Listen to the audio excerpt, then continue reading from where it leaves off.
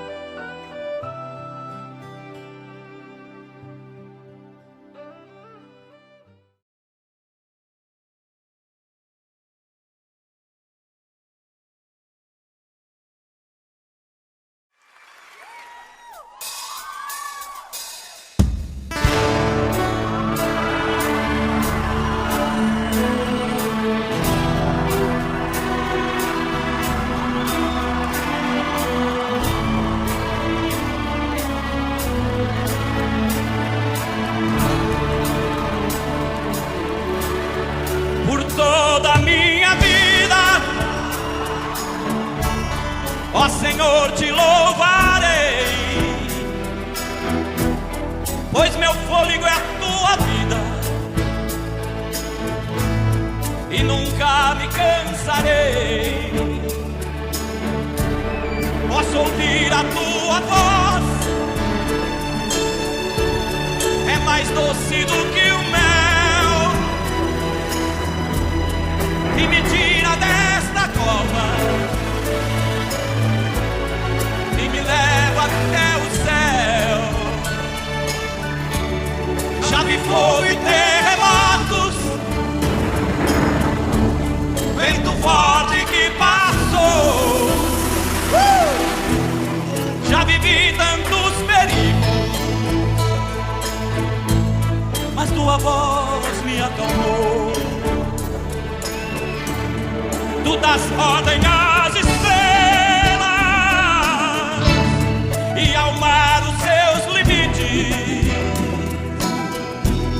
Eu me sinto tão seguro. Aonde? No teu colo altíssimo. Não há ferrolho nem portas que te fechem diante da tua voz. Não há doença nem culpa que fiquem de pé diante de nós. E a tempestade se acalma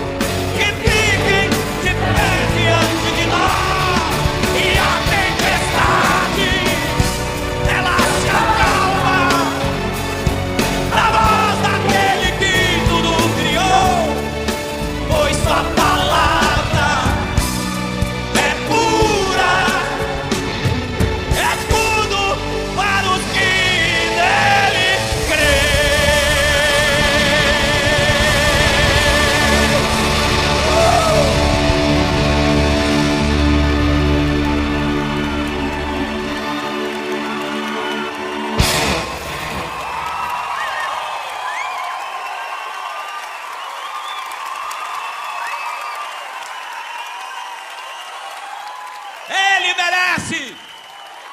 Seu nome é Jesus. Graça e paz a todos. Meu nome é Júlio César Ávila da Silva.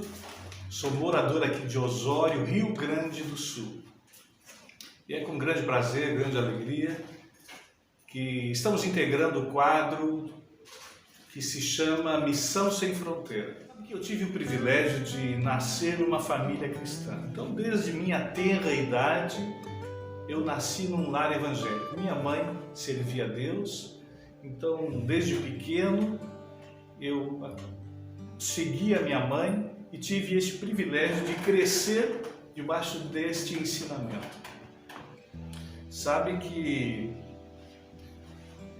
nós aprendemos a crescer dentro de uma igreja, mesmo pequeno, nós íamos do culto com ela e chegávamos, e a primeira coisa que fazíamos já era dormir debaixo do banco. E só acordávamos quando o culto já havia terminado.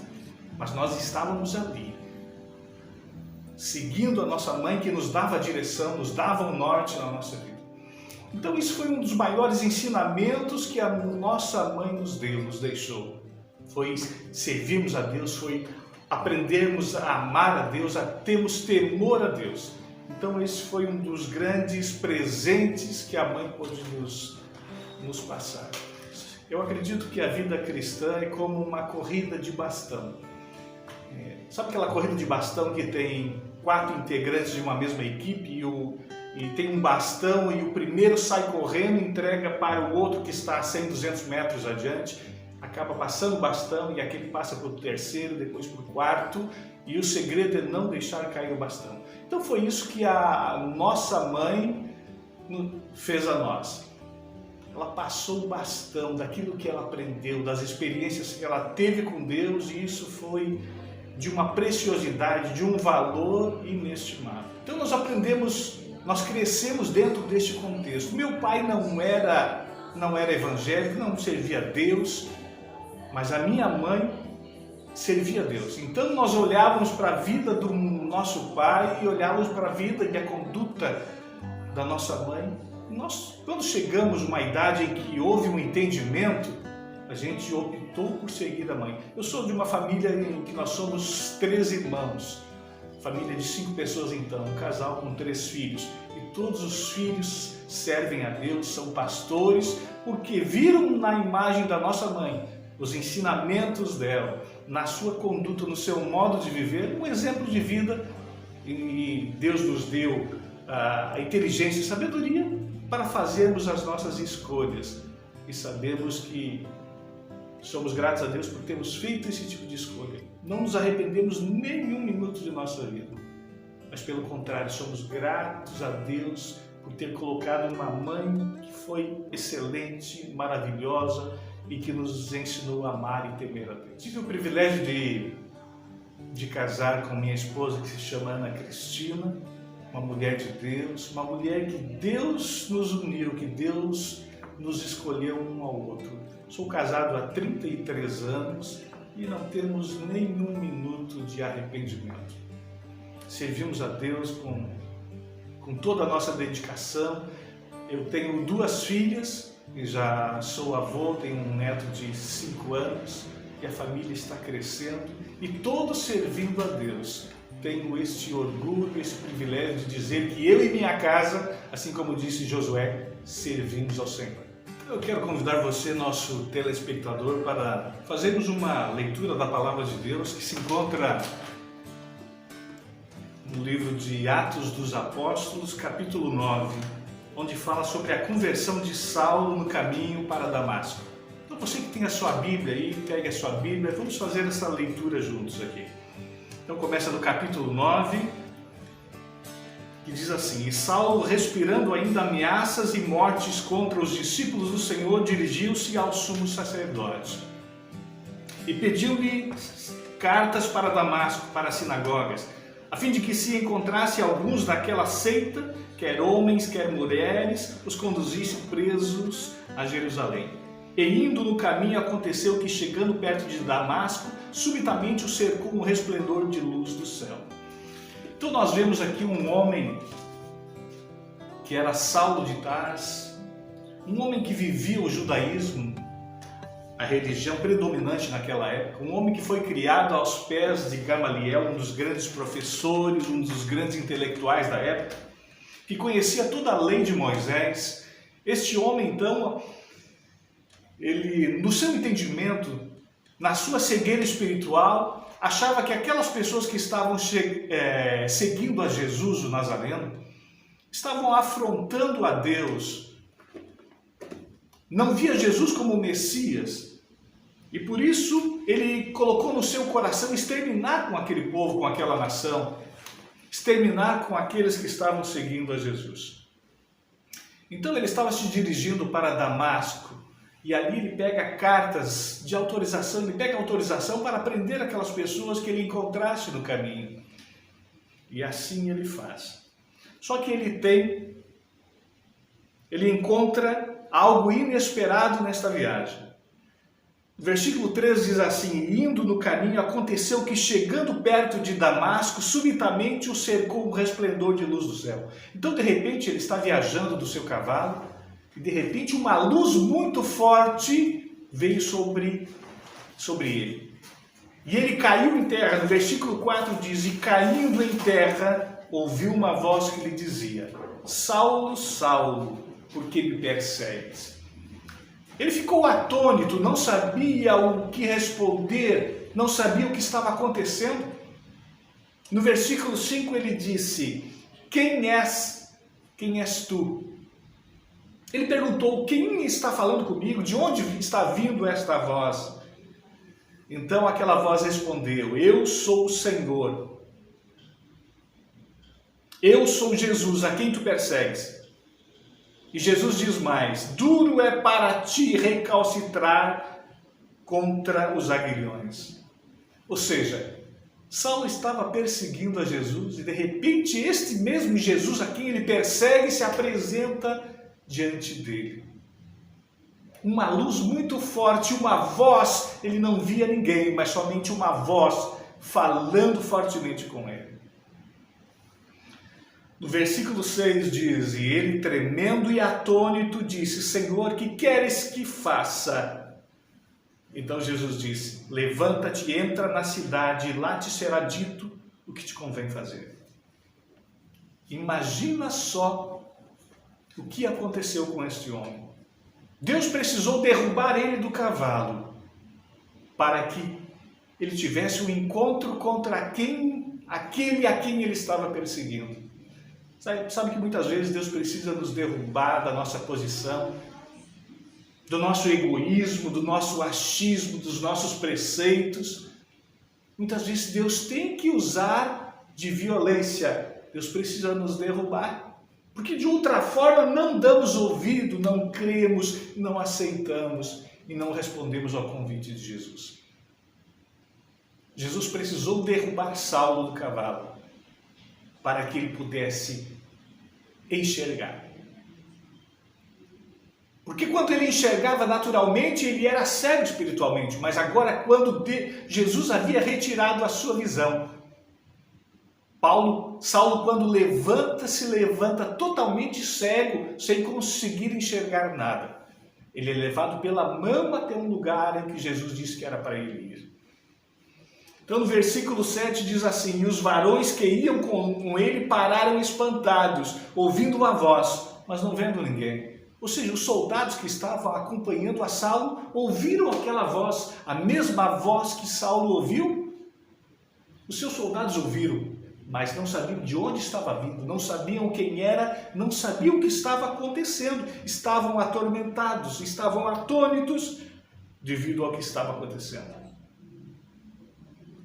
No versículo 8 diz assim: e Saulo levantou-se da terra e abrindo os olhos não via a ninguém. Jesus havia retirado a sua visão, ele estava totalmente cego, a ponto de ser guiado, ser conduzido pela mão até um lugar que Deus havia designado, que Jesus havia designado.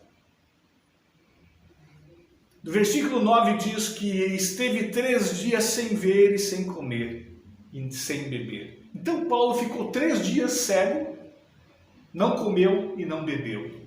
mas estava ali orando, tentando entender o que estava acontecendo com ele, tentando entender o que havia acontecido e o que iria acontecer dali para frente.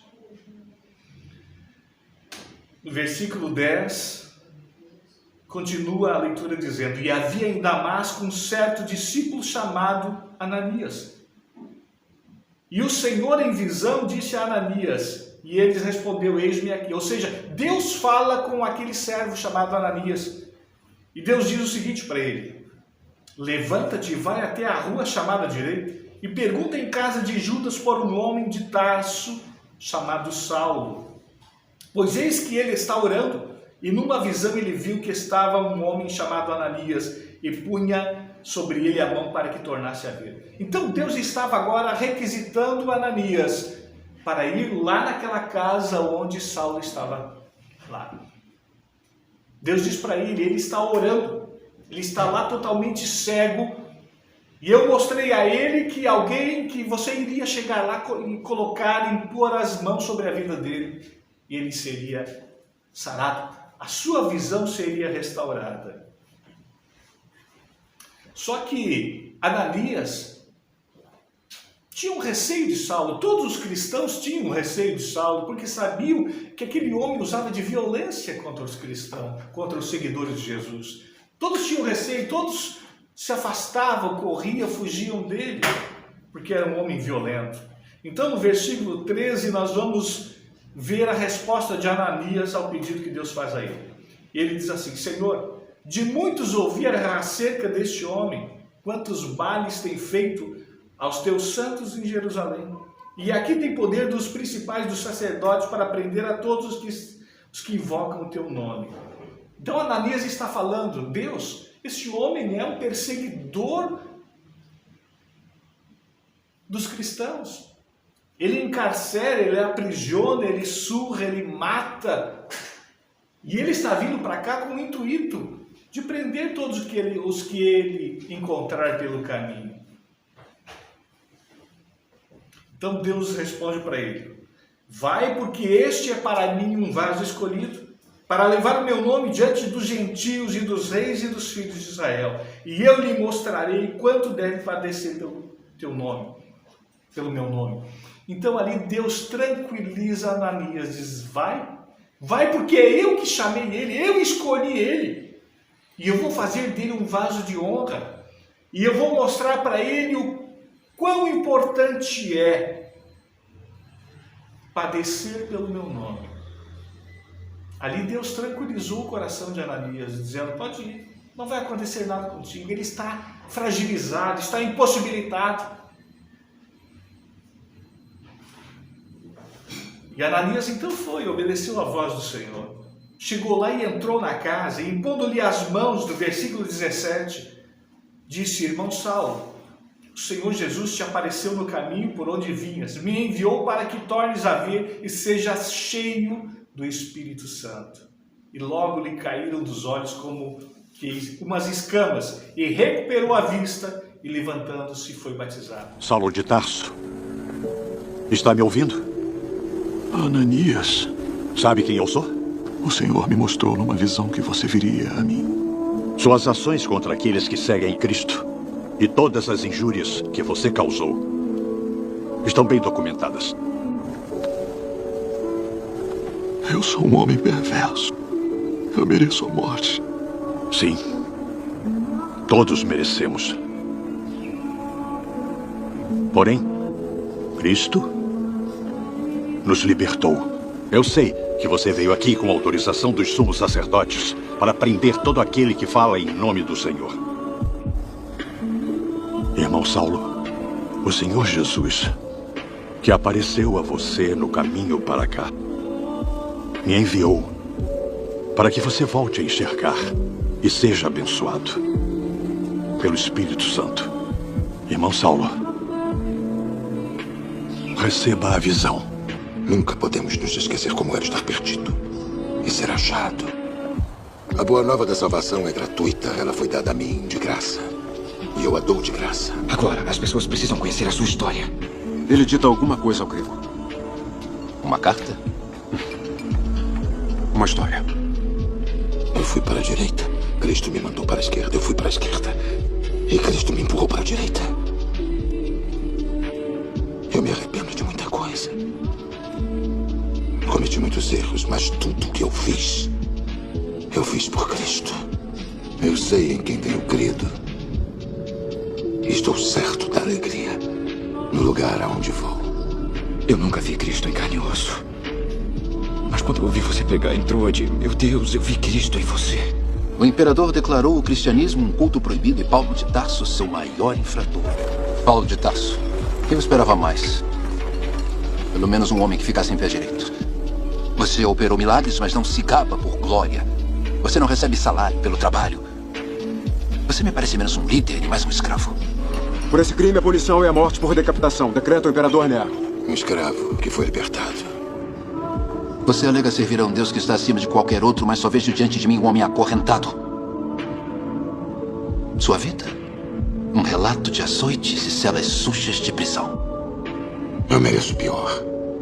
Mas a graça o bastante para todos nós. A sua graça me basta. A sua graça me basta. Meu Deus. Este é um mundo nas garras do mal. Este é o circo de Nero. É a paixão pelo ódio. É isto. Eu reuni homens dispostos a invadir a prisão e libertá-los. Para quê, Cássio? Justiça! Por que vocês culpam a si próprios e não culpam aqueles que o mataram? Quem mais eles tiraram de vocês? Acalme-se. Nenhum de nós caminhou com Cristo. Mas Paulo seguiu mais do que qualquer um de nós. Eu o vi ser espancado, eu o vi ser apedrejado e açoitado. E nem uma única vez ele levantou um dedo contra os agressores. Que a paz esteja com vocês. Porque, embora andando na carne, não militamos segundo a carne. A paz começa com você, Cássio. Amor é o único caminho. Não torneis mal por mal, mas vence o mal com o bem. Sangue escorrendo pelas ruas, viúvas e órfãos morrendo de fome. Nenéns nascidos com o menor defeito são rejeitados, repelidos, descartados. Este mundo não sabe nada sobre o amor. E você desistiria do mundo quando Cristo não desistiu de nós? Por que não? Não! Por que não? Amor é o único caminho. Os seguidores da sua seita são espancados, estuprados e mortos ao bel prazer. Por amor ao Senhor, somos postos à morte o dia todo. Considerados ovelhas destinadas ao matadouro. Até ovelhas se revoltam se açoitadas com muita força. Minha filha está doente. Se eu orar para o seu Cristo, seu Deus, ela será curada? Ela não está melhorando. Seja qual for o custo, eu pagarei. Não é uma questão de custo. Seja qual for a doença dela. Nunca vi nada parecido na vida. Não posso fazer mais nada. Como é possível? Falei contra os médicos. Ninguém tem respostas. E ela não reage a nada do que eu tenho tentado. Eu não desafiaria os deuses levando um cristão à minha casa. Dias miseráveis ao seu lado. Louvado seja Deus por ter posto você em minha vida, irmão. Não sei onde estaria sem você. Há muitos boatos nas ruas sobre seus poderes. Um feiticeiro das artes ocultas. Um encantador de serpentes e demônios. Um homem capaz de curar aleijados com o roçar do manto dele. Eu acho que você já sabe a verdade. Nós não fomos responsáveis pelo incêndio. Paulo de Tarso. O homem responsável por metade de Roma estar em cinzas. Eu não tenho poderes. As histórias não são verdadeiras? São todas verdadeiras. Me gloriarei nas minhas fraquezas, para que o poder de Cristo habite em mim. Acho que eu quis que os outros entendessem que o reino de Deus está aberto a todos. E que a misericórdia dele é para todos. Ajude-nos a completar a carreira, Pai. Onde aumentou o pecado, a graça transportou. Sabe o que vai acontecer conosco? Não nos contam nada aqui. Vai haver jogos amanhã. Será um momento de dor. Mas só um momento. Só um momento.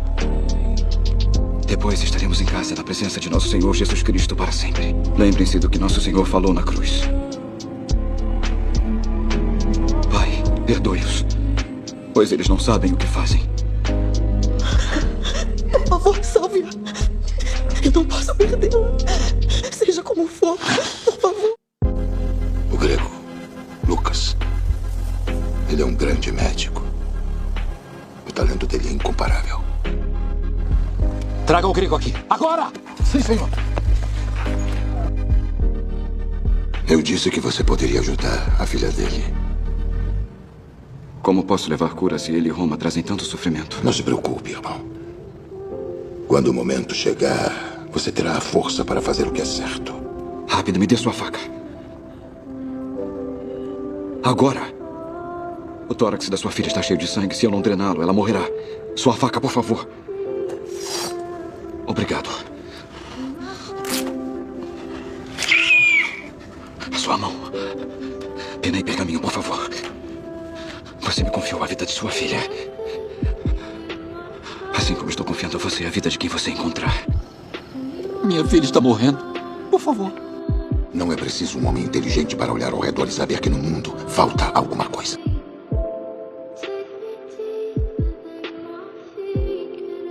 Graças a ele, a minha filha vive. E ele não precisava salvá-la. Ele me enviou a um lugar para pegar o remédio. Estava cheio da sua gente escondida. Ele sabia que eu poderia delatá-los, mandar jogar todos na arena hoje. Eu lamento muito o circo de Nero. E lamento pela sua gente que morreu hoje. Você já velejou? Sim. Imagine-se olhando para o vasto mar diante de você. Você se abaixa, põe a mão na água e traz um pouco de água até você. Imediatamente a água começa a escorrer pelos dedos até a mão estar vazia. Essa água é a vida do homem.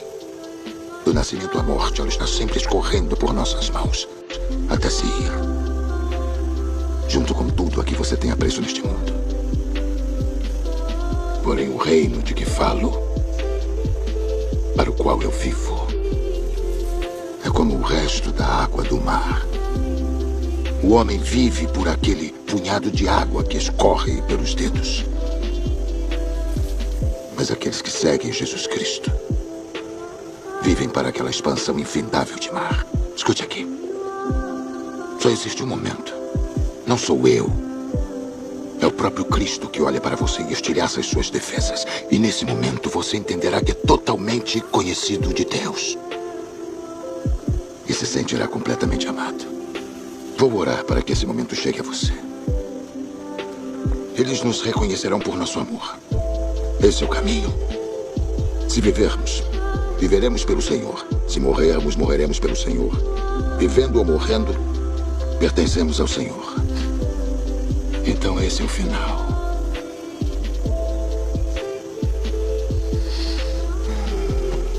Porém, a morte é só o começo. Vamos nos reencontrar numa nova estrada, tenho certeza. Viver é Cristo. Morrer é lucro. Que a graça seja convosco. Quando Ananias chegou lá, Deus já havia revelado tudo o que havia acontecido com Saulo. Ele chegou lá e disse: irmão Saulo. Já chegou chamando de irmão, porque sabia que daquele momento em diante, Saulo nunca mais seria o mesmo homem.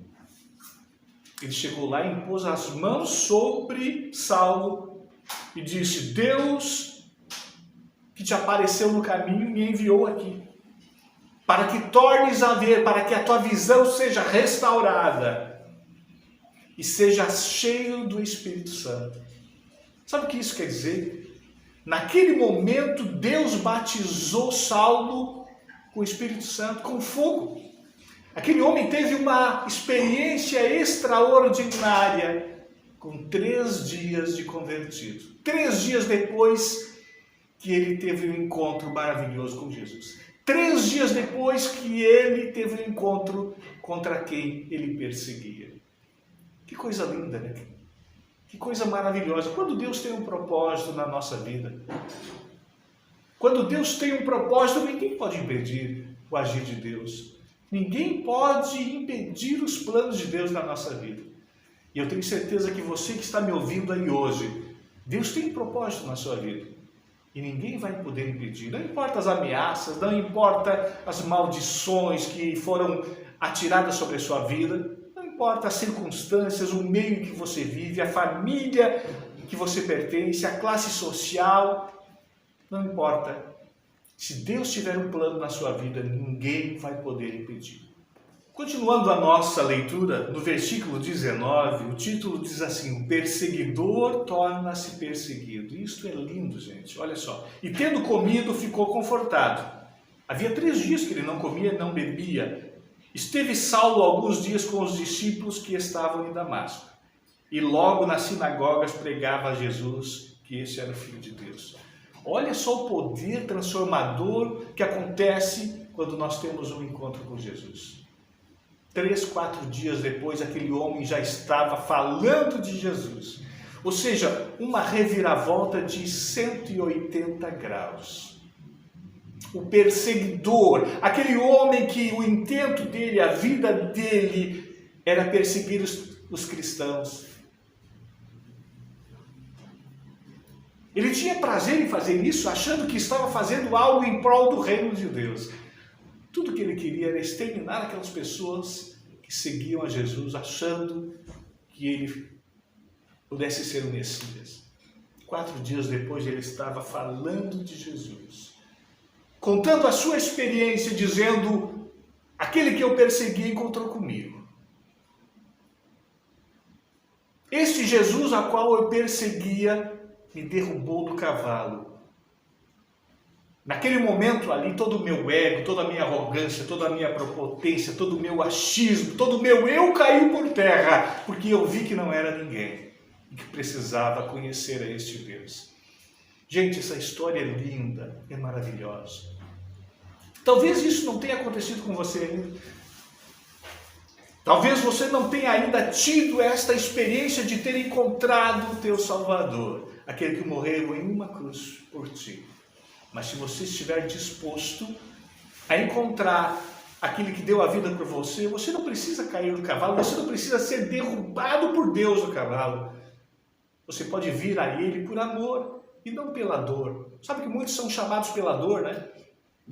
E Saulo foi mais ou menos isso. Deus precisou derrubar ele do cavalo, Deus precisou cegar ele, Deus precisou agir dessa forma para que o Espírito Santo de Deus pudesse agir na sua vida, para que toda a sua fortaleza, toda a sua resistência caísse por terra, né? E ele pudesse estar aberto a conhecer a Deus.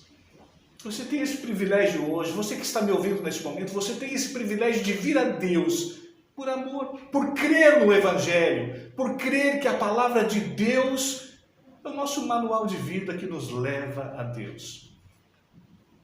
Sabe que Jesus é o Filho de Deus, é o Messias prometido. E Jesus disse que ninguém iria ao Pai se não fosse por Ele. Ele disse: eu sou o caminho, eu sou a verdade, eu sou a vida. Jesus poderia ter apontado para alguém e dito: olha, eu conheço o caminho, eu sei onde ele fica. Não, ele apontou para si mesmo, ele disse: eu sou o caminho. Ele poderia ter dito: eu conheço a verdade, eu sei onde ela se encontra. Não, mas ele apontou para si mesmo: eu sou a verdade, eu sou a vida, e ninguém chega ao Pai a não ser por mim.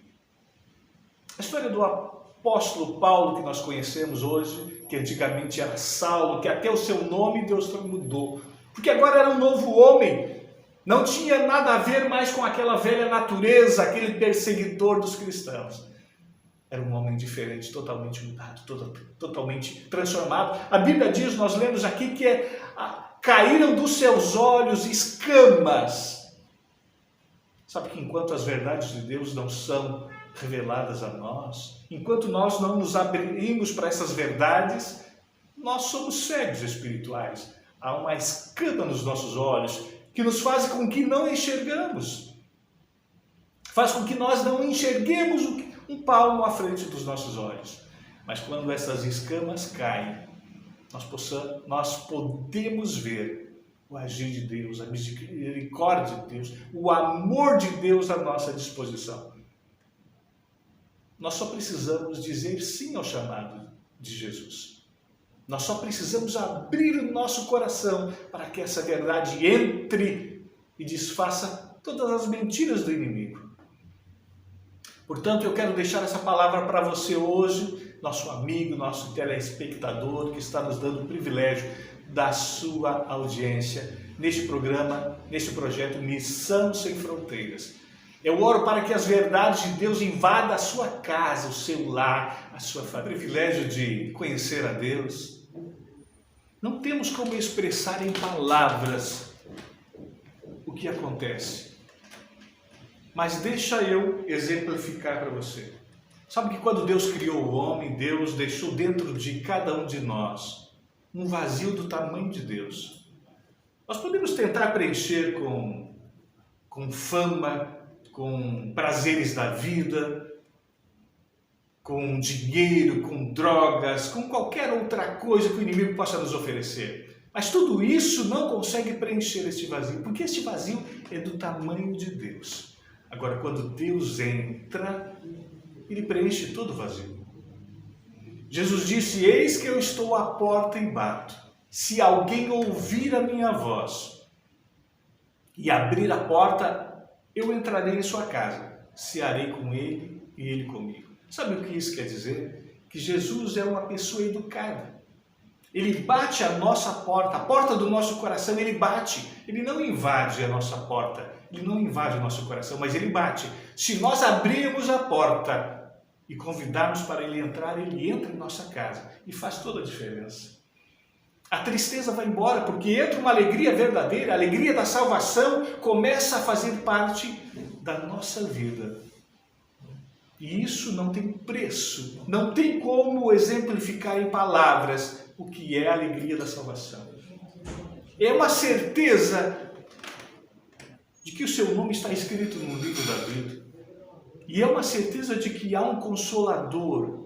Sabe o que é um Consolador? Aquele Espírito Santo amigo que quando Jesus subiu ao céu, voltou ao trono de Deus, Jesus disse: eu não vou deixar vocês sozinhos agora, eu não vou deixar vocês órfãos aqui, mas eu vou deixar um amigo, o Espírito Santo, um Consolador. Vai estar 24 horas com vocês, vai estar à disposição de vocês. Isso é uma das coisas que quando nós entregamos o nosso coração a Deus, Deus faz com que isto esteja à nossa disposição, faça parte da nossa vida. Um amigo verdadeiro que você pode contar 24 horas por dia está à nossa disposição. Então isso não tem preço. Isso é lindo, maravilhoso. Na tribulação e nas provações da vida, que Jesus não prometeu um mar de rosas para ninguém. Pelo contrário, Jesus disse: no mundo tereis aflições, mas tede bom ânimo, porque eu venci o mundo. Ou seja, Jesus está dizendo: eu venci o mundo. Vocês podem vencer também. Mas aí você pode me dizer assim, você pode me questionar neste momento: Jesus venceu o mundo porque Ele é Filho de Deus? Deixa eu te dizer uma coisa. Quando Jesus desceu a esta terra, Ele abriu mão de todo o seu poder, de toda a sua majestade. E se fez homem assim como nós. Então Jesus enfrentou as mesmas dificuldades, as mesmas privações e venceu. Então Jesus é o nosso modelo, Jesus é o nosso exemplo. É a Ele que nós precisamos imitar, é para Ele que nós precisamos olhar. E se Ele venceu, nós também poderemos vencer todas as adversidades. Porque elas vêm para nos lapidar, para nos moldar. Sabe quando um pai chama a atenção do filho e muitas vezes precisa usar a vara, o chinelo? Não é porque o pai não ama o filho, mas o pai está corrigindo o filho.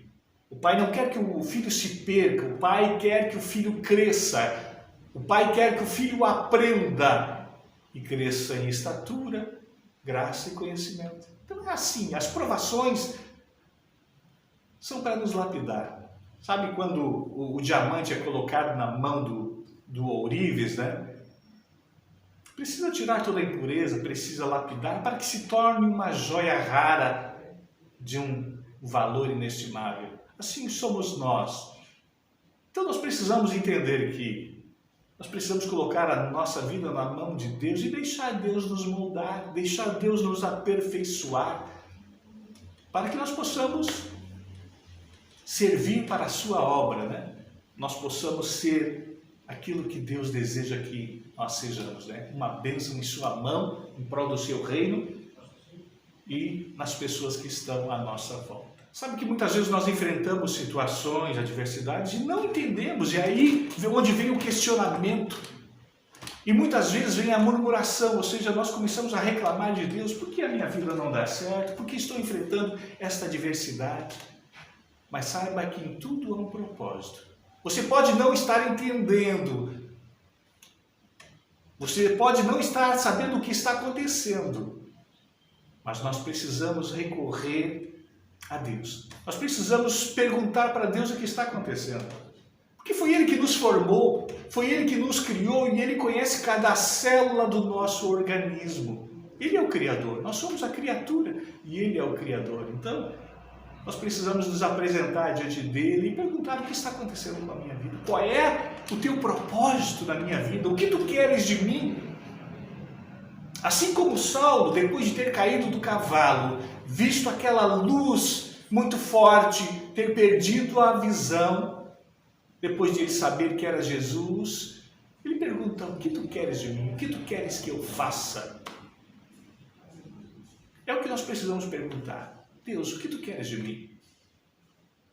Qual é o teu propósito na minha vida? E eu vou já deixar de antemão um dos propósitos que nós nascemos, que todos nós temos este mesmo propósito. Deus, quando nos fez, Deus nos criou com um propósito de refletirmos a sua glória, de sermos seus representantes aqui na terra, de sabermos que a nossa origem está em Deus.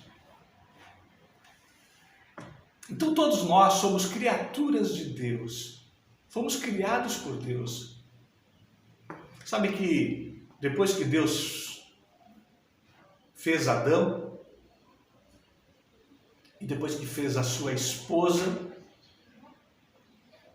Adão estava ali inerte no chão, deitado, havia sido feito do pó da terra, só que Adão estava ali inerte, sem vida, era simplesmente um boneco, mas não havia vida nele.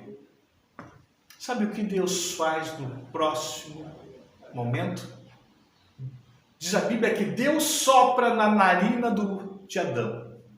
Deus soprou na narina de Adão e daquele momento em diante, Adão se tornou um ser vivente. Você sabe o que isso quer dizer? O que quer dizer é que cada um de nós, eu e você, que está me assistindo aí neste momento, nós temos dentro de nós uma parte de Deus dentro de nós. Deus colocou uma parte dele dentro de nós. O seu fôlego de vida vem de Deus. Imagina só, eu e você, existe uma parte dele dentro de nós. Mas enquanto nós não entendemos isso, enquanto nós não sabemos de onde viemos, para onde vamos, quem nos criou, quem nos formou, a gente pode andar perambulando e sofrendo por aí. Mas a partir do momento que nós entendemos que há um Deus Criador dos céus e da terra, que nos fez, que nos formou, que nos ama, que nós somos filhos de um grande Deus, que nós temos um Pai, e que Ele tem um plano maravilhoso, perfeito, divino de salvação para cada um de nós, tenho certeza que a vida de cada um que tem esse entendimento muda radicalmente, porque há um propósito divino em tudo isso. E qual é o outro propósito? O outro propósito é que um dia Deus, o Pai, o Criador, tenha os seus filhos, a sua grande família reunida com Ele por toda a eternidade. Esse é o segundo plano de Deus. É um dia na eternidade ter os seus filhos à sua volta, para todo sempre. Num lugar onde não vai haver mais sofrimento, não vai haver mais morte, não vai haver mais choro, lágrima, dificuldades, provações, tudo isso vai ter ficado no mar do esquecimento, vai ser passado. Esta é a vida eterna que Deus tem para nos oferecer. E o mais importante de tudo isso, sabe o que é? Que tudo isso está à nossa disposição e é totalmente gratuito. Está à sua disposição. Você só precisa dizer sim. Assim como o Saulo disse: eis-me aqui, o que tu queres de mim? Estou disposto a fazer a tua vontade. Que Deus abençoe você. Apaixonado por música. Claro que música, estou generalizando, né? Mas dentro desse contexto, a música gospel, a música evangélica, aquela música sacra que glorifica a Deus.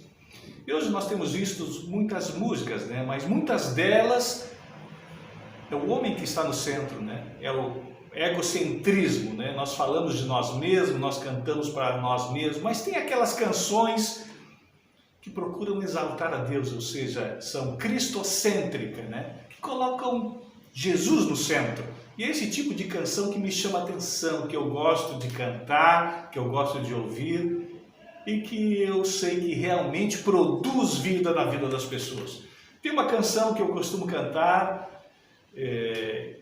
tem por título O Escudo, da comunidade da Voz da Verdade, da banda Voz da Verdade. É um louvor que marcou a minha vida e eu tenho certeza que marcou a vida de muitos, este louvor, porque é um louvor que começa fazendo uma declaração de amor, de fidelidade ao Senhor. Começa assim: por toda a minha vida, ó Senhor, te louvarei. Por toda a minha vida, ó Senhor, te louvarei, pois meu fôlego é a tua vida e nunca me cansarei. É uma declaração de amor ao Senhor, de fidelidade, dizendo: por toda a minha vida, Senhor, eu vou te louvar. Ou seja, isso é gratidão, né? É saber que o amor de Deus, a misericórdia de Deus fez toda a diferença. E sabe que isso nós não podemos perder, né? É termos um coração grato, é sermos mais gratos ao Senhor.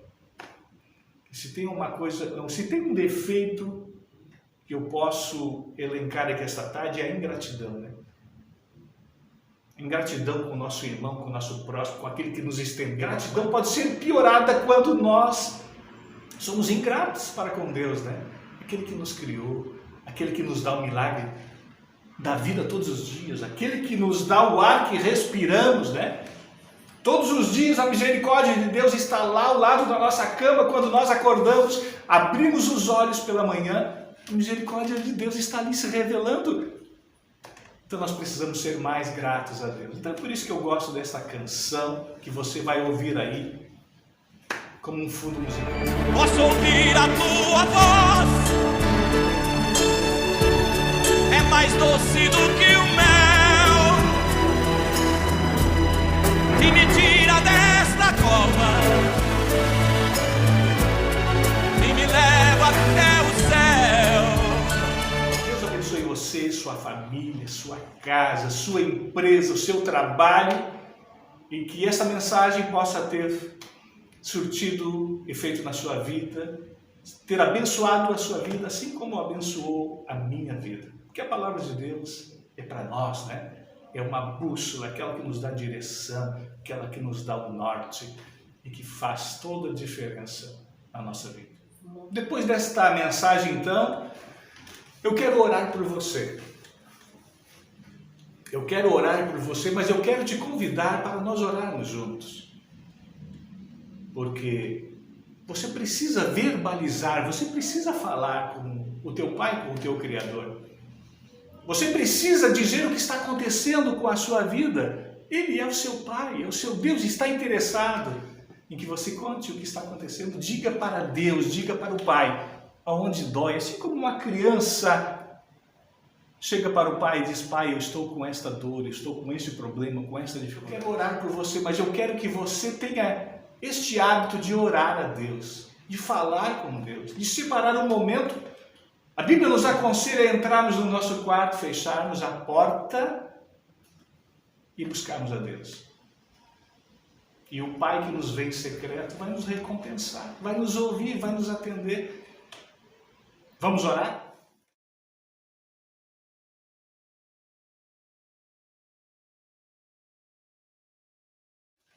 Senhor Jesus, na Tua presença nós estamos neste momento.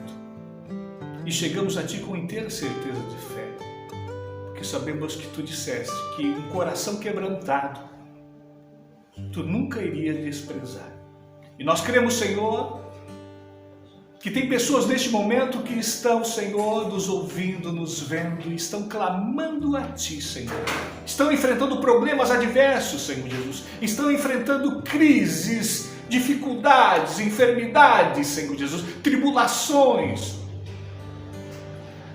Mas, Senhor, lembra que são os Teus filhos, Senhor, que estão neste momento agora clamando por socorro.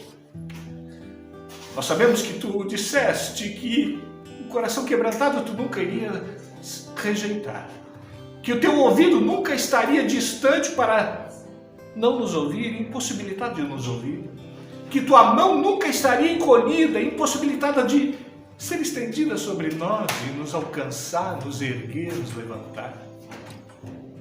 Baseado na Tua palavra, que é imutável, infalível e indestrutível, nós oramos esta tarde. Eu oro por esta pessoa que nos assiste, que nos ouve, que nos vê neste momento, que está em grande tribulação, que o inimigo tem escravizado, mas há poder no Teu nome, Senhor. Teu nome tem este poder de quebrar todas as cadeias, todas as correntes, todos os aguilhões, desfazer todas as maldições. Todo espírito que está acorrentando esta pessoa agora, Senhor, seja desfeito, seja quebrado, desfeito agora, seja impossibilitado de agir neste momento. Que esta pessoa sinta o Teu amor, sinta um toque suave da Tua mão, que a Tua palavra venha encontrar guarida nestes corações, que essa vida possa ser livre hoje, possa ser livre agora, no poder e autoridade do nome de Jesus. Nome este que está acima de todos, do nome este que foi dado todo o poder nos céus e na terra. É neste nome que nós oramos e que nós abençoamos essas pessoas agora, que estão ouvindo agora este áudio, este vídeo neste momento, que possa ser ainda abençoada, que possa ser impactada, que possa ser livre neste momento, livre para viver a vida que Tu escolheu para eles. Nós oramos agora em nome de Jesus. Que Deus abençoe você, que Deus te fortaleça, que Deus te dê graça, que Deus sustente você, em nome de Jesus. Um grande abraço e fiquem com Deus. Aba RTV. Informação e missão sem fronteiras.